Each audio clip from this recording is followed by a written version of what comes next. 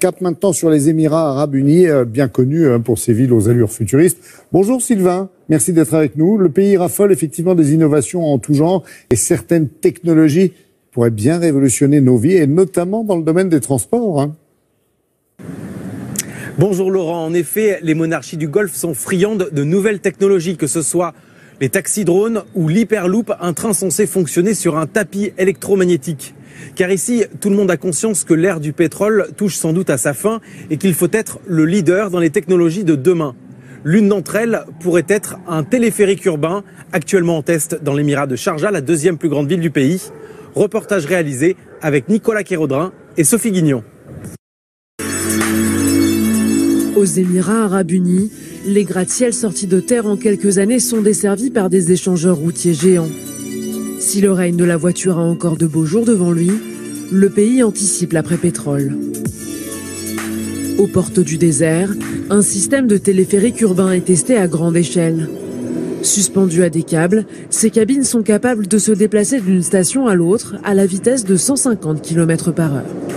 Pour cet ingénieur russe, c'est l'avenir du transport. Bienvenue dans le futur.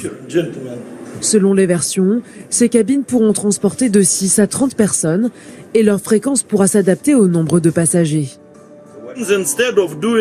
Ce qui veut dire qu'au lieu d'avoir un énorme bus où 100 personnes se retrouvent compressées comme des sardines dans une boîte, là on peut envoyer les cabines les unes après les autres. Électrique et silencieux, ce métro suspendu à des câbles pourrait connecter des immeubles dans des centres densément peuplés comme Dubaï, mais aussi relier des villes entre elles sur de plus longues distances, comme l'imagine ce clip de promotion. Il est possible de le faire fonctionner dans le désert, des zones inondées ou des reliefs difficiles d'accès.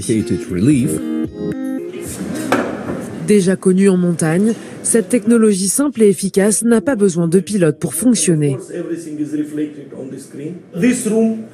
Une pièce comme celle-ci est faite pour superviser 50 à 100 véhicules, puisque quasiment tout est automatique.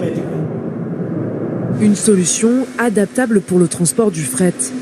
Selon ses inventeurs, ce mode de déplacement serait l'un des moins chers au monde, avec un coût, hors construction, de $1 pour 100 tonnes déplacées par kilomètre. Ce que nous faisons, c'est de quitter le niveau du sol qui est surencombré avec des gens, des embouteillages, des bus, avec tout. Et nous allons au niveau supérieur qui, Dieu merci, est encore disponible. Sans détruire la nature ou les constructions existantes et sans émettre de gaz, nous offrons une solution économique et écologique. Cette installation est financée par le centre d'innovation de Sharjah, l'une des villes les plus embouteillées des Émirats. Avec un budget d'1 milliard d'euros par an, les autorités veulent attirer les start-up étrangères à la recherche de capitaux. Les Émirats ont une stratégie, à l'horizon 2030, de passer d'une économie basée sur le pétrole à une économie de la connaissance. 1. Il faut encourager l'innovation. 2. Financer scientifiques et entrepreneurs. 3. Se concentrer sur les nouvelles technologies comme l'intelligence artificielle, la blockchain, l'impression 3D. Et 4. Créer des entreprises qui viendront enrichir notre pays.